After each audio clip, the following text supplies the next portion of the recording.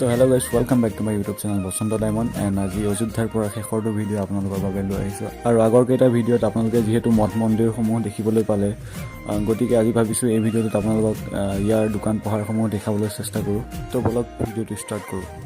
আৰু আমি ৰুমৰ পৰা এনেদৰে ওলাই আহোঁতে দেখিবলৈ পালোঁ যে ৰাস্তাতে অন্ন বিতৰণ কৰি আছে, আৰু আমিও ৰৈ নাথাকিলোঁ। আৰু ইয়াতে ডিছপ'জেবল ডিছ ব্যৱহাৰ কৰাৰ পৰিৱৰ্তে ইয়াতে কিছুমান গছৰ পাত ব্যৱহাৰ কৰিছিল অন্ন ল'বৰ বাবে।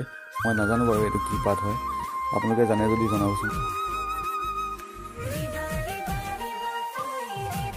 তাৰপাছত আমি খোৱা লোৱা কৰি মাৰ্কেটখন ঘূৰিবৰ কাৰণে আহিলোঁ। তাৰ পাছতেই যাম আমি চৰিয় নদীৰ পাৰত। তাত উট চাফাৰী হয় বুলি শুনিবলৈ পাৰিছোঁ, তো আমি তালৈকে গৈ আছোঁ।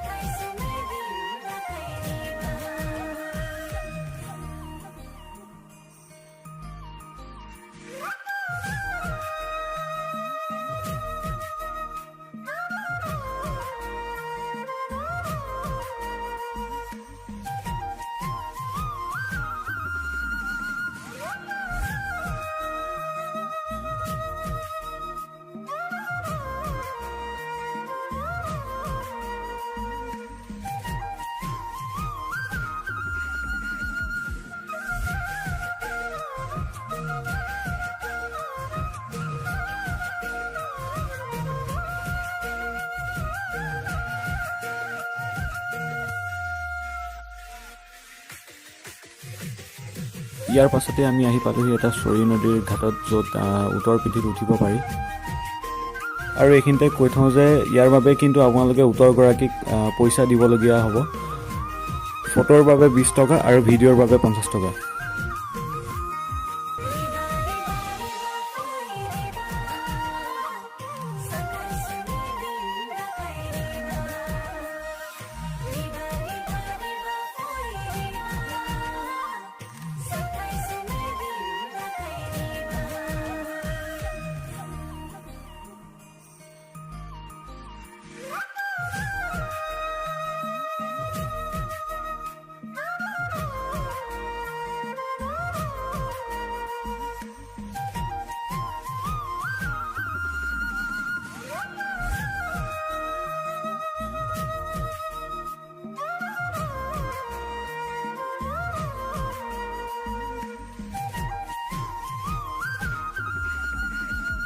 তাৰপাছত আমি আহি কিবা কিবি খালোঁ আৰু তেনেকৈ ৰুমত গৈ শুই থাকিলোঁ। নেক্সট দিনা আমি গৈ আছোঁ লক্ষ্ণৌ। তো লক্ষ্ণৌ ভিডিঅ' চাবৰ বাবে আপোনালোকে মোৰ চেনেলটো ছাবস্ক্ৰাইব কৰিব, আৰু ন'টিফিকেশ্যন পাবৰ বাবে আপোনালোকে বেল আইকনটো নিশ্চয় প্ৰেছ কৰিব। তাৰ লগতে লাইক